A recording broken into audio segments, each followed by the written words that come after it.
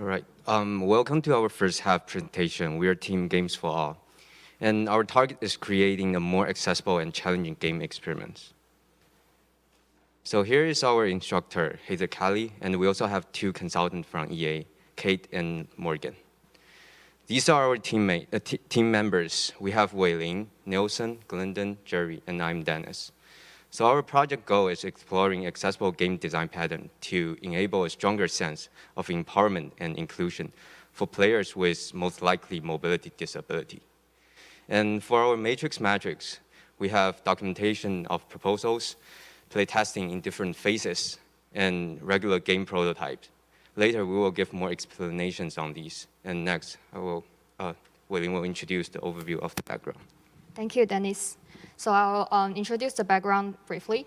So disabled players want to have the same kind of fun and game experience as non-disabled players.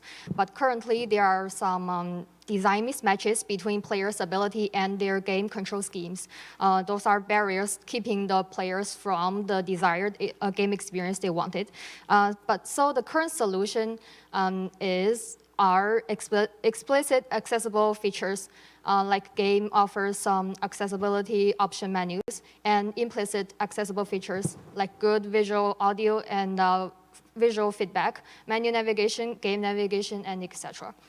So here are some of the common design mismatches that exist in game. Movements, timed gameplay, complex control, physical fatigue, and sensitivity. We try to address those common design mismatches to benefit not only the permanent disabled players, but also situational and temporary disabled players, as well as non-disabled players. For example, the caption function is developed originally for people with deafness, but actually more players actually benefit from this function. So here's an example of Ring Fit Adventure. So this is kind of the current solution to the accessibility issue in games. So here you can see this game offers the assist mode. So if you turn on this mode, instead of doing those exercises, you can actually push a button, and instead of like doing shoulder or back or ab and knee exercises, if you turn on knee assist, you just push the button on the controller instead of jogging in place or doing any of the leg exercises. But when we were talking about this example to our instructor, Heather, she has already played the game, but she actually doesn't even know this menu existed in the game. So that's one of the problems, because this accessibility option menu is hidden so deeply in all those UI menus, and also it's kind of hard to understand. Here's another example of Ghostwire Tokyo. So here the players are supposed to trace this shape using the left joystick, but player can also choose to just skip this challenge completely. So this is kind of a common solution in the game industry. So we have, there are still problems of the current solution. The first is the game accessible enough? So it's still a hassle to map the buttons to different hardwares. And the second problem is the game challenging enough? So there's a thin line between accessible and challenging. Sometimes the developers just make their game too easy for if you turn the accessibility mode on. So we want to propose our solution to embed accessibility in early design stage, which contains two parts. The first part is adaptive difficulty by personalizing the challenge according to players' capability. And the second part is intuitive game control by auto-mapping controls according to the player's practice. So how are we going to achieve those two goals? Here we have two methods. The first method is to use collaboration as a tool to adjust the challenge level, thus making the game more accessible. And the second method is to intermix the button mapping process into the game tutorial level, and thus making the game more accessible. So for now, we have almost completed the first method.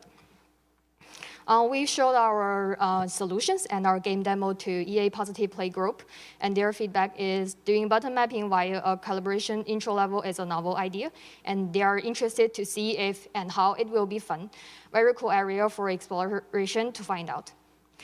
Then I'll let Jerry to explain more about our collaboration process. Thanks, Wei-Ling.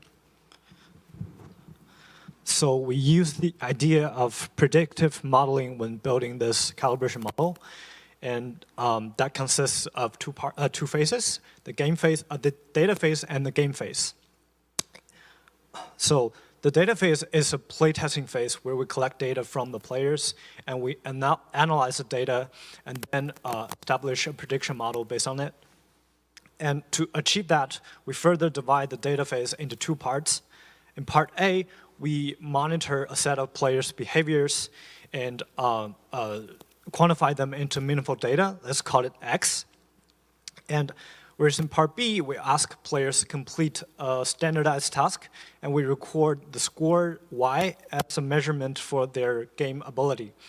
And at last, we use mathematical data feeding to formulate a prediction model so that prediction model F, so that Fx approaches Y.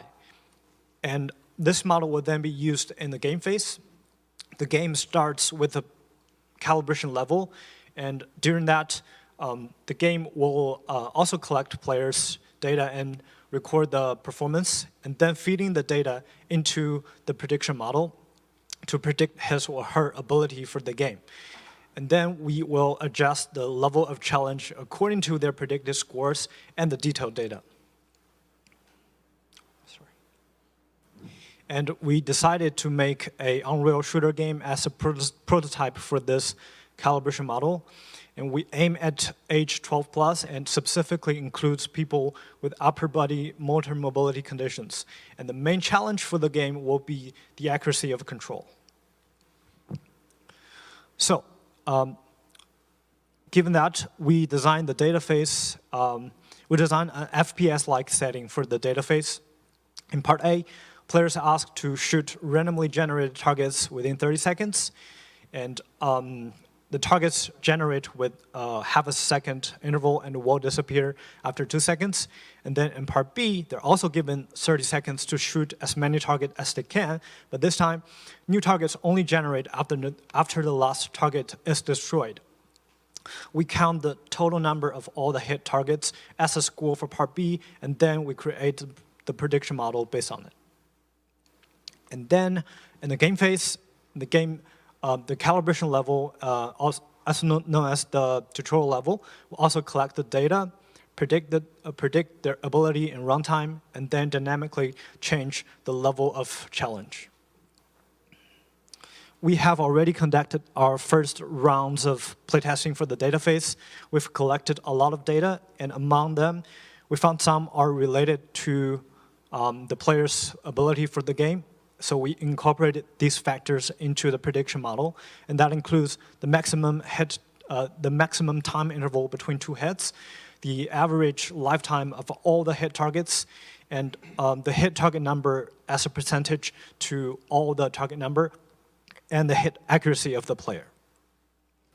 This table contains all the data that we've collected, and 75% of the data are taken as the test set. We analyze it and create the prediction model based on them, and then apply the model to the rest 25% of the data, the validation set, to validate the model's effectiveness. And this plot demonstrates the comparison between the prediction results and the actual scores. The orange dots are the estimated scores, and the blue ones are the actual scores. We found this result quite satisfying, and that proves the validity of our method. Next, Nelson is going to talk about some design details. Thank you. So as we mentioned before, our main challenge focus for this prototype is going to be accuracy, specifically the player's ability to aim at target. And for that reason, we found movement could be an interference with player's ability to actually aim at target. So that's why we go with the Unreal shooter, where the movement will be controlled, so we can get more accurate data. So in our game, the player will move in a predetermined path and shoot on target along the way. And the theme will going to be a Western theme, with we're going to follow an RSVB rating of everyone to include more players. Aside from target you can shoot along the road, there will be interest point where the player stop their movement and then shoot in a stationary position. We do this because it's more similar to our calibration setting. So these interest points are specifically designed to get more accurate data to evaluate our results. We also have 3 kinds of target in our game. The first one is stationary, where it stays in the scene until it gets hit. The second one is time, where it pops up and disappears after a set amount of time. And the third one is a moving target, which is harder to aim at. Our design do not expect the player to hit all the targets, so adding more variety of target can challenge the player even more and then encourage them to get good. Now I'll talk about the relationship between the challenge of the game and the skill of the player. So if the challenge is too high for the player's skill, it gets boring. It leads to anxiety. But the other way around, it gets boring.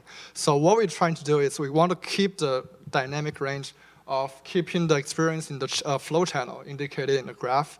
So our calibration process is measuring the player's skill in the bottom here.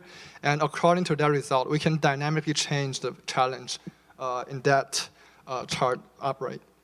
And then we're going to do that through 3 accessibility options. The first one is aim assist, where if the player's crosshair is near a target, it auto-locks the aim hair to the center of the target to assist an aim action. And the second one is changing the target size, where the bigger the target is, it's easier to aim at. And the third one is movement speed. For the moving target, if the target is slower, it's obviously easier to aim at.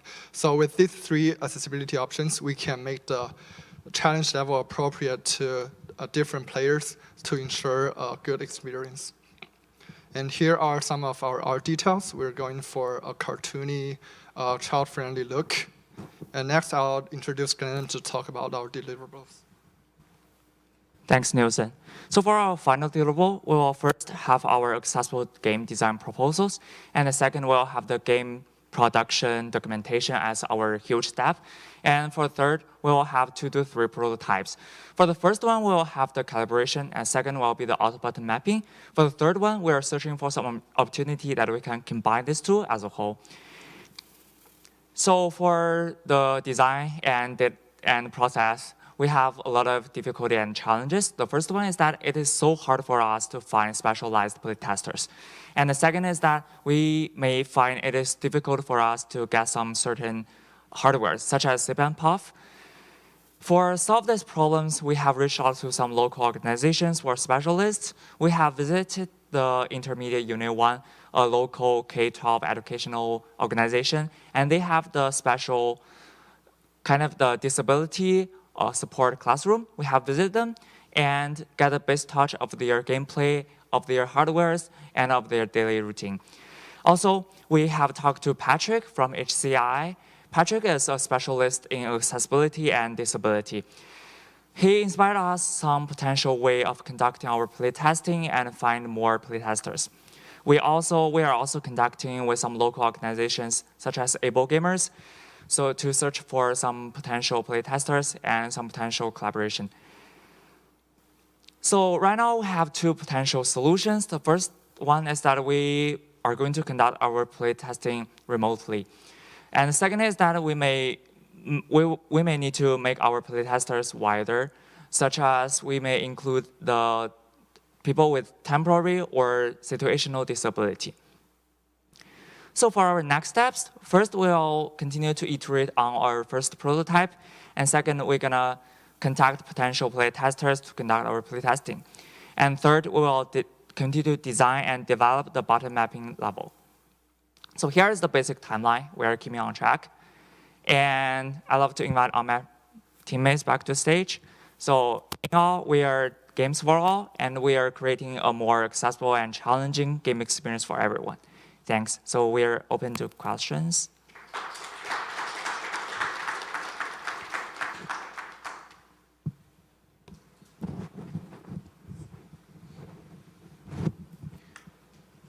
The reason that adaptive difficulty is generally avoided is that it makes the game too easy in most cases, because if you want to beat the game, you just need to play badly for a little while, and then the game gets easy, and then you beat it.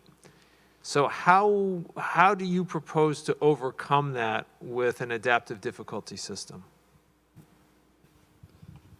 So we're not trying. We discussed this, and we don't want to tell the player that there is actually a calibration process. So they don't kind of know that there is a dynamic change of difficulty until they like kind of find out after trying several times. So for the first several playthrough, obviously the player will try to aim for higher scores. So that we are expecting them to like reach their actual capacity in playing a game in the first playthrough. Okay, thanks.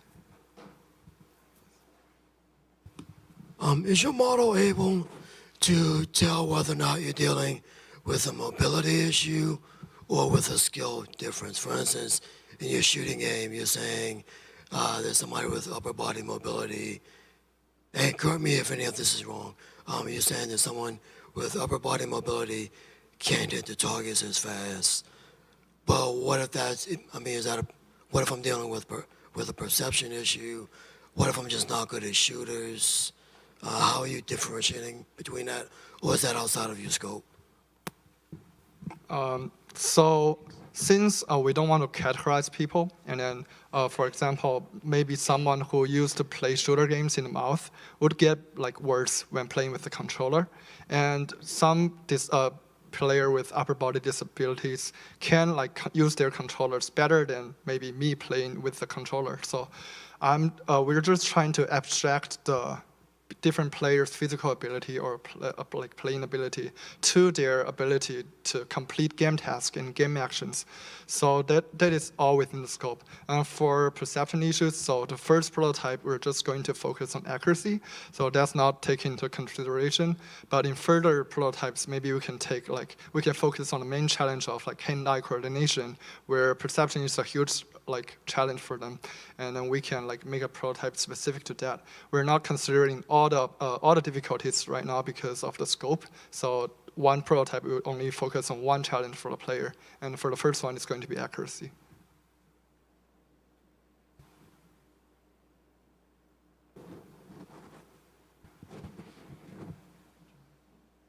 Hey, I was interested in your choice of essentially making a one-stick shooter, because I think two-stick shooters are probably the least accessible, and then one-stick, and then no-stick shooters like Time Crisis or something arcade game where you just move the thing and shoot at it. Is there a reason why you chose one-stick and in relation to this particular audience? It's because in our calibration level, there is only an enemy motion without a movement motion, so we don't find like moving necessary.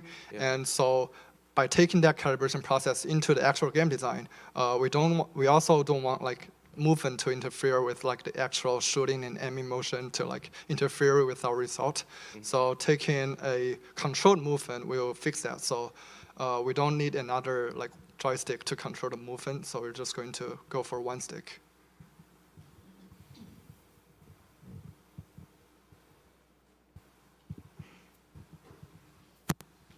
You mentioned accessing your audience is a difficult part of this project. Have you found ways to just engage with them as opposed to not just playtest? Like playtesting is a big ask, like so seeing them play a game. But have you found ways to get input on what your audience perceives as the biggest challenges in games, what they would like in terms of features, where their frustration lives? So I guess surveying and stuff like that. So actually, after we're visiting the IO1, Intermediate Union 1, we actually find their gameplay and their control, their experience is quite simple. So we switch to a wider range of audience, maybe to find out other disability people, what they are thinking. Also, we may look into some physical therapy local to find out their needs and their thoughts of the game challenging of that part. Yeah, so we are still kind of digging into in this part.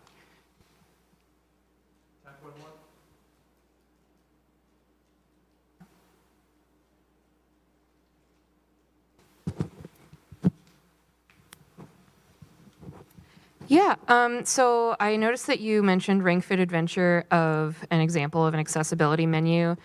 Would you find that to be, I don't know, ahead of the pack, or is that something that you're aiming for, or is that something that you're aiming to be better than? And have you looked into games like Last of Us 2 has a really comprehensive accessibility menu, and I don't know, just like the research that you've done into accessibility menus, that's the question. So I'm glad you mentioned The Last of Us. So they have like really comprehensive accessibility options. So it's like very hard to understand, but they offer like a GIF in their game option menu. There are also like some presets where if you have maybe perception conditions, so you can just choose this preset and then you can just maybe fine tune the option. But it really is like a very painful process because you, as a player, you need to adjust those settings maybe for a long time, and then you can actually enjoy the game. So that's why we're trying to do the adaptive difficulty so that the player doesn't need to go through all those processes, and they can just trying to play the actual game from the beginning.